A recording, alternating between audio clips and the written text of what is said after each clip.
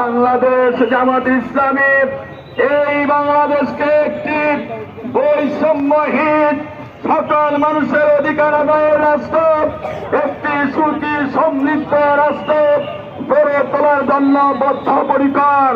আপনারা কি একটি বৈষম্যহীন রাষ্ট্র দেখতে চান? তাহলে আগামীর বাংলাদেশ, বাংলাদেশ জামাত ইসলামের বাংলাদেশ, কথা ঠিক কিনা? সব দল দেখা শেষ, আগামীতে ইসলামের বাংলাদেশ।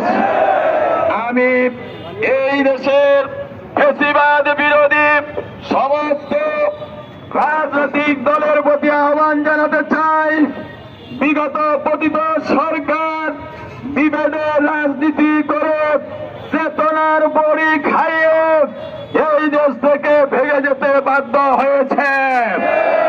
আগামীতে যদি কেউ আবার পক্ষ বিপক্ষ বিভেদের রাজনীতি করতে চায়, আপনারা কি তাদেরকে এই দেশে জায়গা দিবেন?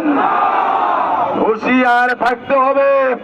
আমি সকল রাজনৈতিক নেতৃবৃন্দের প্রতি আহ্বান জানাতে চাই, এই দেশ রক্ত কেনা দেশ, এই দেশ বারবার রক্ত দিতে হয়।